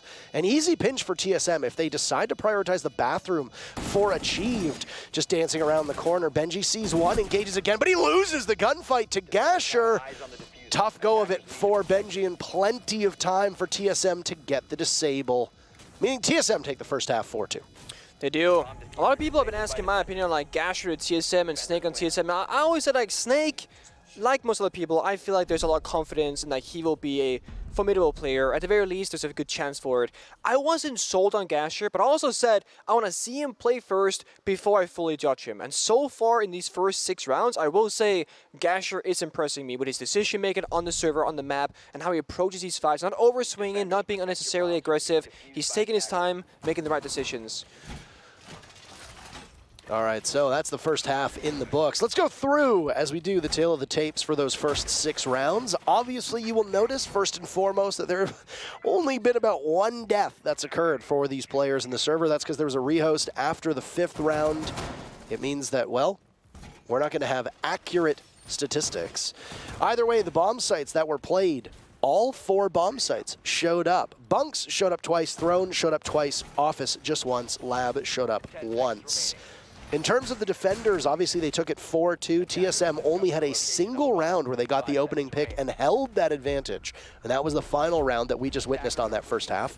Other than that, there were 3 trades to start off the round, and then Mirage got the opening pick twice. Yeah, I agree with those numbers. I have the same thing here. Good stuff. TSM, however, doing something a bit different. They're bringing the Dokkaebi, which, of course, Mirage did one round themselves as well, but that's not what I want to talk about the most here. They're bringing a double Heartbreacher situation, both the Thermite and the Ace. If TSM can establish enough map control, aka clear out all these roamers from Mirage, they can breach basically every single wall towards the bomb side, because they have 4 grenades and 2 Heartbreachers that can definitely stop Mo on the Bandit to try and trick those walls. But that's a talk for about a minute and a half from now. We need to clear out these roamers successfully without losing these valuable members, because if anyone from TSM dies, you're either losing Heartbreach, you're losing grenades, or you're losing your smoke grenades. So every single member is so valuable. Who's going to actually do the entry job right now? Well, our eyes are on Snake. He was picked up as an entry. He said in the player interview before the game that he is the best entry player in Tier 2/Tier 3 Rainbow Six Siege in North America, at least. He's got to prove it right now by doing a good job on that exact role. Mirage, they've just kind of ran away, actually. Good job entering. A couple changes that we see to the meta of this theme park defense for the very first attempt from Mirage. They do a bunch of damage to Bolo. Let's save our thoughts for maybe farther on down the line. Kaid not in play, instead Bandit being brought, and the Bandit tricking of old doesn't seem to be anywhere near as popular as it used to be for a number of reasons. Teams like to invest fewer resources being stuck on the main wall. Additionally, Maverick made Bandit tricking extremely challenging on a lot of bomb sites. So, obviously, being able to throw those Kaid Electroclaws into tricky spots, instead of just a Bandit battery being stuck on the bottom panel, can make a big difference for the defenders.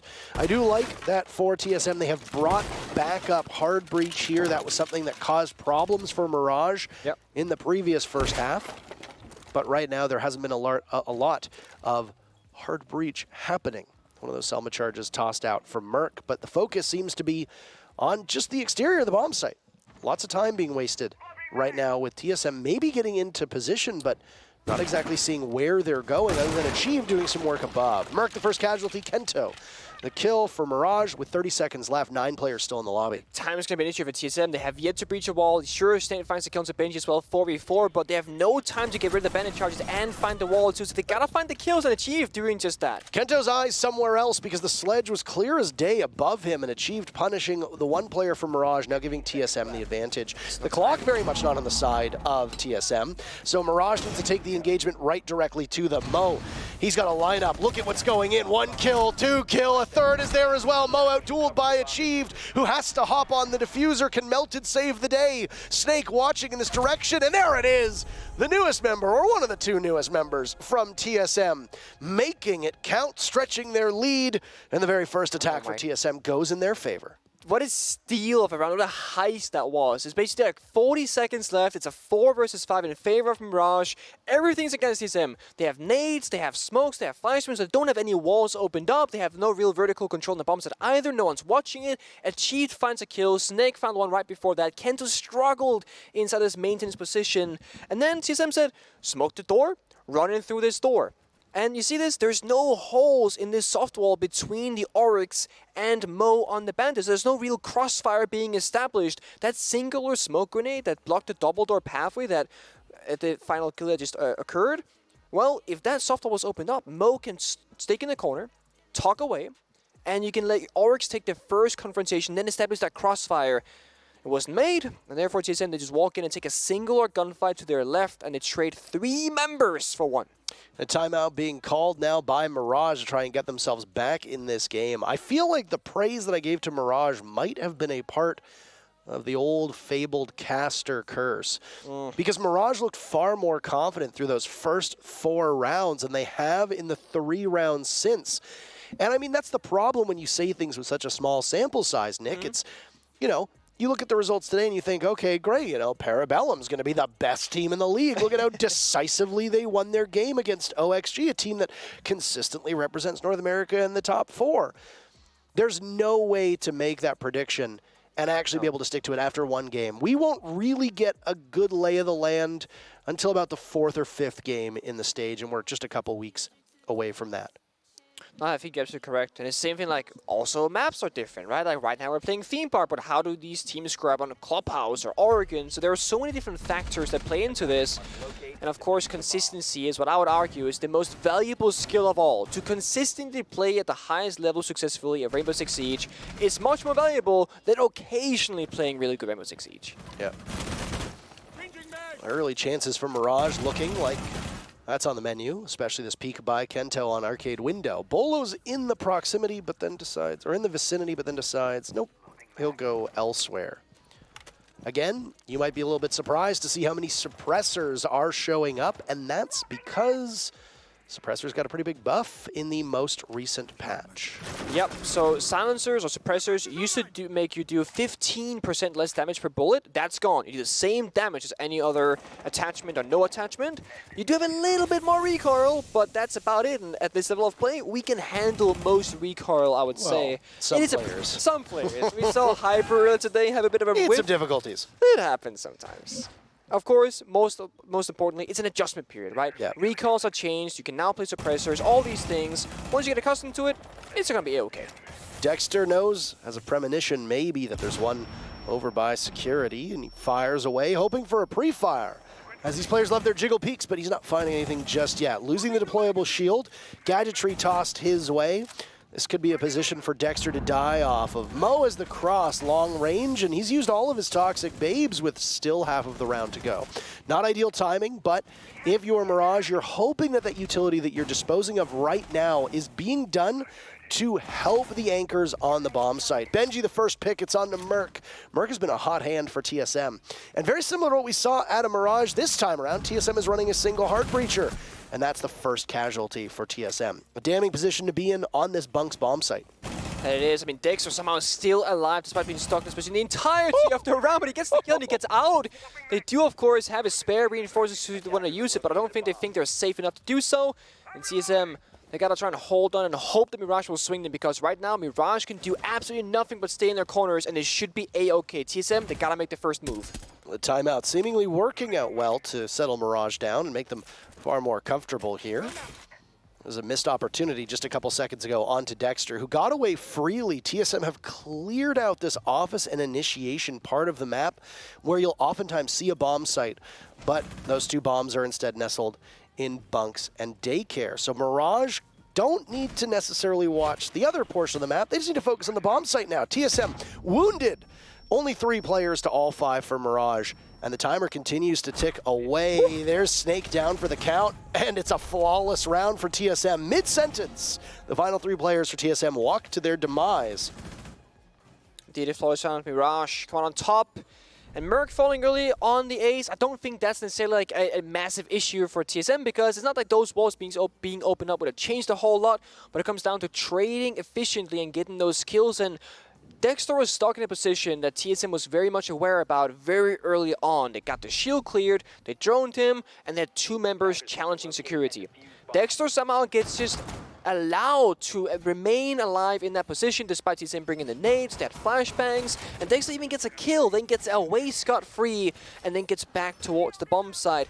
That's one of those positions where if you find somebody isolated, try and eliminate that member, try and get the advantage, or choose something else. TSM kind of played the middle ground, found nothing for it, and therefore we see Mirage W on the board.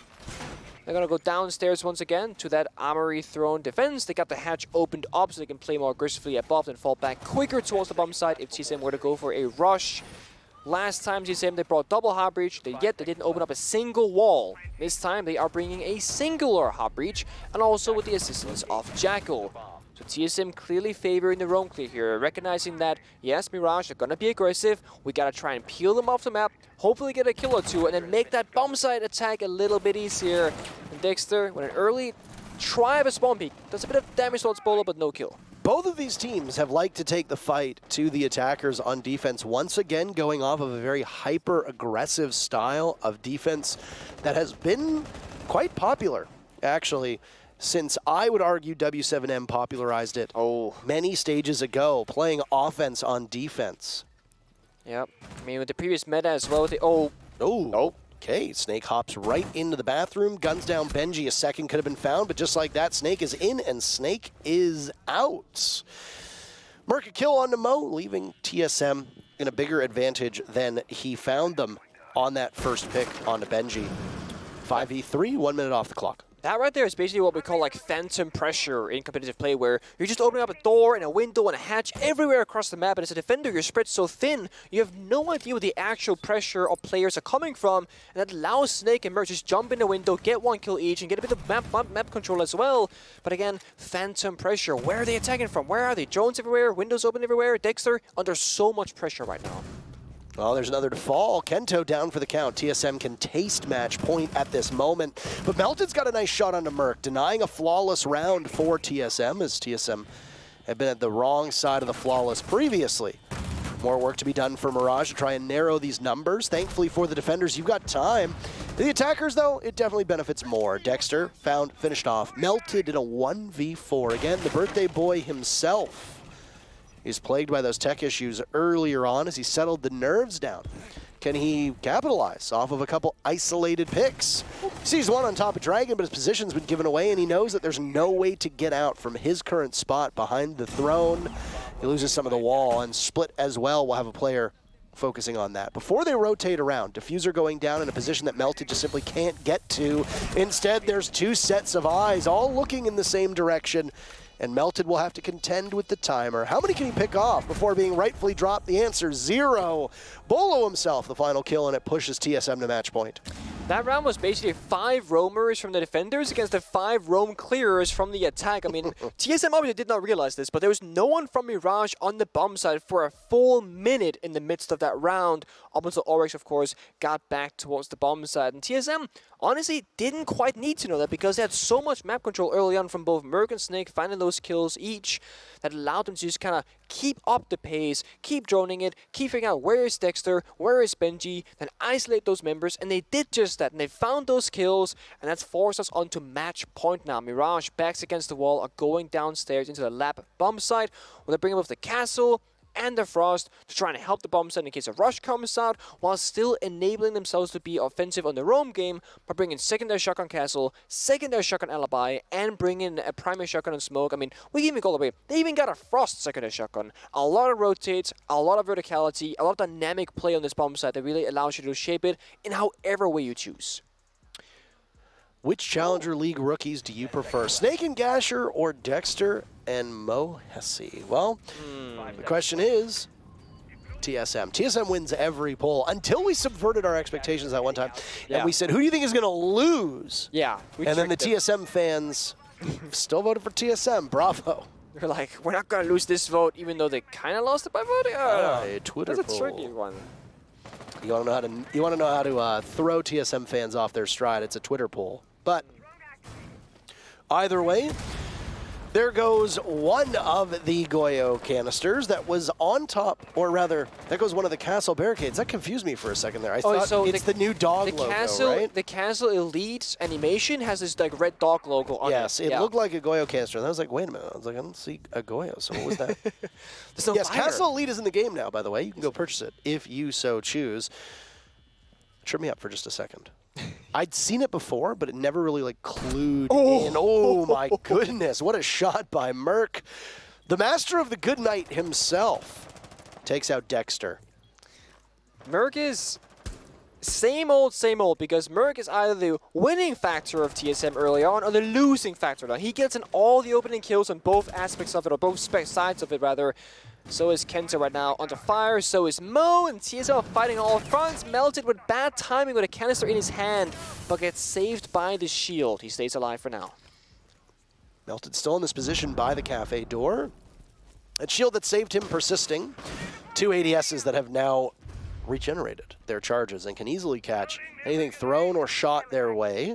Kento for backup, not too far off. Very limited HP for him though, so a single bullet from just about any gun that TSM carries will be enough to put him in the grave. Clock continues to work away against TSM. They need to be quicker to these punches. They've got 3 rounds in order to not go into overtime. Gasher on the hunt. Here's the logic bomb goes off. Kento and Melted fall. And suddenly Mirage are just being outdueled all over the place. Benji, the next one, up too many angles. So he decides to get out of his position. seeking some shelter inside of this trophy armory bomb site. Down goes Benji, and could it be a flawless round to end this matchup?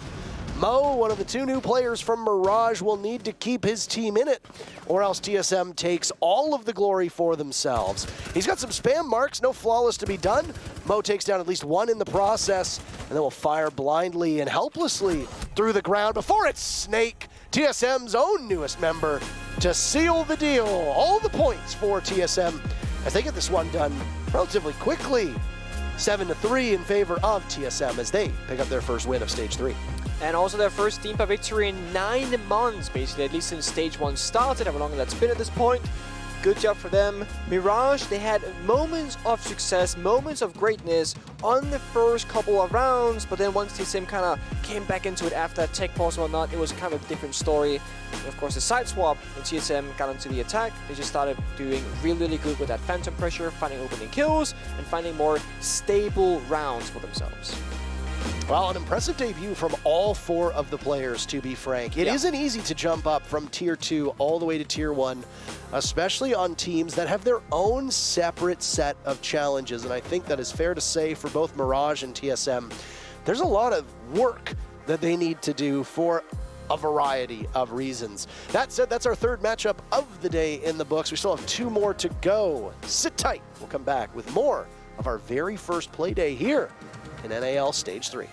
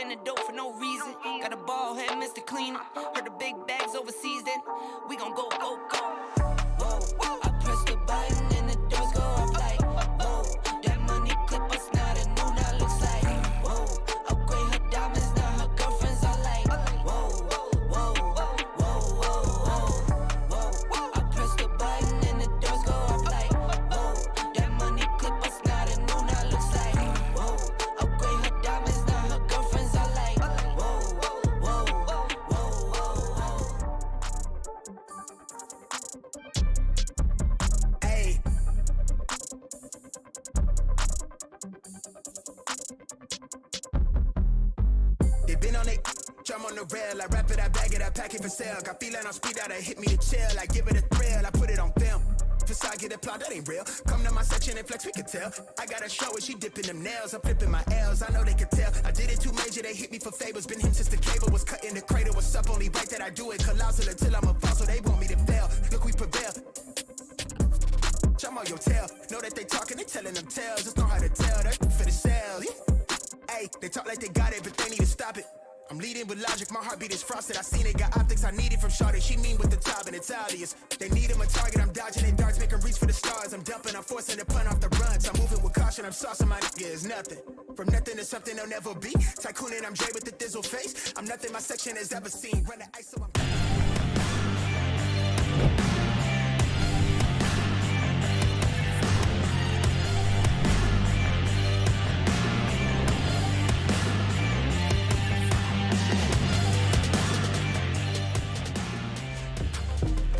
We are back at the Rainbow Six North American League. Jesse Jacob here with you at the desk, and in Las Vegas is one of the newcomers to both the NAL and TSM. It's a lot of acronyms.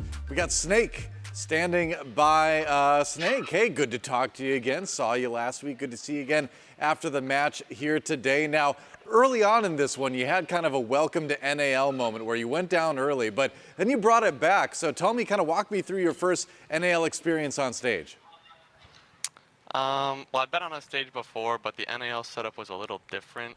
The setup just didn't feel right, so for the first 3 rounds, I was kind of adjusting to like my new mouse position, how the keyboard felt, and like my wrist on the table. But after I got over all that stuff and I just focused in on playing, it went pretty well.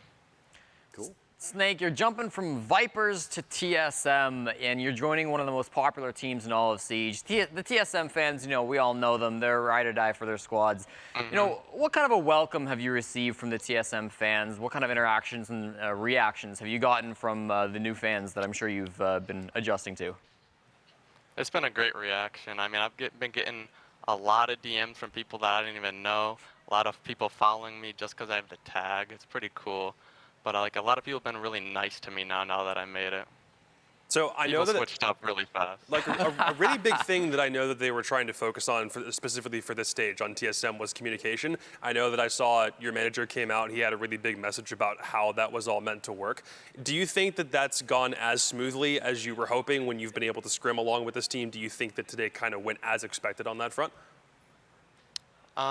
Initially, the communication was really good. It was mostly just over-peaking. On my part twice, actually. I over-peaked and we kind of threw the round away after that. But the comms were pretty good, especially on attack. Attacks were really solid. In defense, we just, you know, we worked together really well. We fell back, we shot drones. And overall, the comms were pretty good today. All right, cool. One more question before we let you go. Now, you've moved into the team house, right? That's a bit of an adjustment as well. I want to know, how's everybody getting along? Who's the best cook? Who's the best like keeping things clean? Is it a pretty decently organized house? The house is pretty neat. I mean, it's like $1 million mansion, so can't complain. Nobody really cooks, to be honest. We kind of all just ordering except for Poj, maybe. He cooks sometimes when he's over. But now that Gotcha's here, he'll probably keep the house clean and he'll cook for us, I bet. All right, good to know, good to know. Always an opportunity to learn some cooking skills too. There you go. Well, congrats on the win today. Thanks for joining us, and good luck in your next games. Thank you. All right, there you go. Snake from TSM. You know, living in LA, $1 million mansion does not sound like a very big house, I gotta say. That wouldn't get you a lot. Maybe get some more in Vegas. But either way, they had what it took to get the win over Mirage. It was a pretty one-sided affair, wasn't it?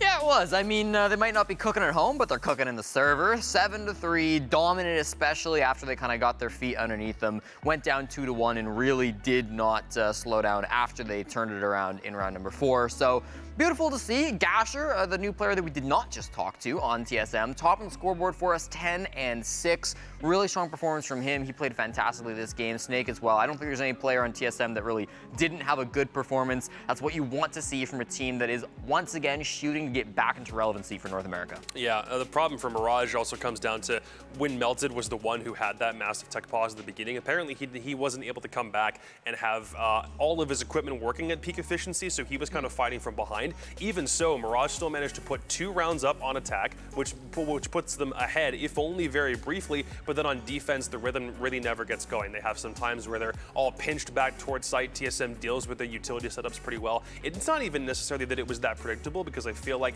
their roam positions were good, and then the fights that they managed to land themselves in were never in their favor. It was a TSM trade game over and over again. So in spite of whatever Mirage themselves might say about this game, TSM was just like throwing them to the wolves in every scenario. And they finally got their theme park win. They finally got there. Exactly. Yes, finally theme park redemption for TSM. Grats. Huge, big grats. It took a while. It took a little bit. They got there. They had to shuffle some players around, but they got there. But I mean, it's tough to say so early in the stage with these new rosters what it means for both teams. TSM obviously with a strong start. The rookies look good. Mirage obviously, needing to do some work, but we kind of knew they did. Benji Mula, we were talking about this backstage, probably playing one of the best games we've seen from him in a while, despite the loss. Yeah, especially like on some of those earlier rounds where they were able to get some of those attacking wins in. I thought Benji was a really strong player in some of those site executes. He was like 6-1 at some point, 6-2. I don't know. He was kind of crazy at some point early in this game. Did calm down a little bit, but that's what we're talking about at the start of this game, right? Like you're gonna see some of these players on Mirage that haven't had the best of times, like Melted and Benji Mula. They've got the drive. They can bounce back. They can maybe have some better games. So I'm hoping we see more of that. I saw what we expected to see from Mirage. Again, I thought my prediction meant maybe they'd have a bit of a boost. If they don't have the Massive Tech pause, maybe things are a little bit different if they can keep on momentum consistently through this game, but it wasn't ever really that much for them. I think TSM showed a lot of improvement in a very short span of time, and that's why I wanted to know from Snake's end, were the comms clean? Were they efficient? If they are, and if that ended up being TSM's major primary concern that they wanted to address in the offseason, then hopefully they have more games like this. And I don't know. I'm not going to say top 4 at all. We're not in that conversation yet, but that's obviously what they're aiming for.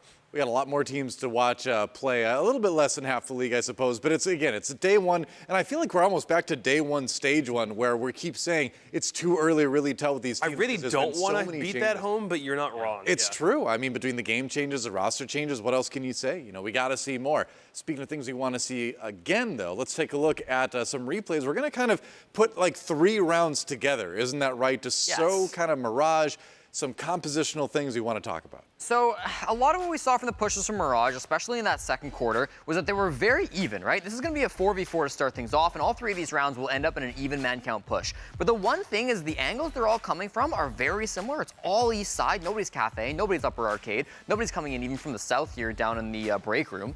And the other thing is the utility they're bringing doesn't really lend them any easy ways to get advantage. They've got Dexter who's bringing nades. That's awesome. But there's no other nades on this lineup. And I get it. Finka lost her nades. Whether Kento realized that or not, I'm not sure. But Finka's not got nades anymore. Nook is banned out. So there's not a lot of other options, but there's still a Yana in the pool you could be bringing here. There's still options like a Lion or like a Dokkaebi that might be able to help you out a little bit more as well in terms of helping you get an advantage during the push.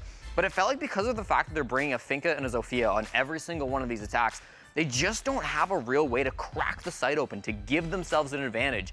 And a lot of their pushes felt like they were just coming down to 50-50 gunfights. And when you don't have LMGs anymore, you're not in an advantage in an inherent 50-50 even fight. So it really was unfortunate to see Mirage kind of run the same lineups over and over again. I wish they would have gotten a little more experimental. I wish they tried some things on their attacking lineups, especially if we'd seen some switch-ups from Kento. Might have helped him a little bit. He didn't have the greatest of games today to start things off, but just a trend I noticed from Mirage and something that I think we've seen other teams do a lot better today. I think the problem is more figuring out roles for Mirage. It's something that we already knew coming in was going to be interesting. None of them on this team was really touted as being a breach player, so we knew somebody had to take that mantle. It looks like it was Mohesi, but then that also begs the question, if it's not him, who do you shift vertical to? That went to Dexter, so then we're like, who is meant to be Entrik? And you have this cascade of questions that keeps coming up over and over again. The puzzle for Mirage at a baseline paper level still doesn't seem as though it makes all that much sense. So that's going to be their period of discovery for this stage. I can comfortably write Mirage off, I think, for top 4 contention because they've already kind of done it themselves. So if we're not talking about them in a top 4 context, look at how they're progressing this stage to hopefully when they start looking towards the qualifiers at the very end of the year, do they have all of these different things ironed out? Right now, I see about 4 or 5 different things I would love if they could actually lock down by the end of the stage. Wow, a lot to work on for Mirage. Maybe a glimmer of hope in some of those rounds, but again, the team needs to gel. On the roles front, too, a lot of players telling me that, like, there are no roles in Siege anymore. Like, everybody's so flexible. Everybody needs to be able to do a bunch of different things. When I asked what role the players play, they're like, I don't know anymore. Flex, I guess. Some had it very defined, but the majority are kind of like, things are very fluid at the moment. So when you're putting together a team, of players that's kind of needing to learn how to play together, that's another thing, you're right, that they need to kind of work on, an extra layer to making things happen in the NAL. So a disappointing start for Mirage, but TSM finally gets the win they've been looking for on Theme Park for a long, long time, but we are not done yet. 2 more games to go here on day 1 of Stage 3 of NAL. We've got Beast Coast versus XSET coming up next. It is going to be a thrilling, exciting series, so do not go anywhere. The Rainbow Six North American League returns right after this.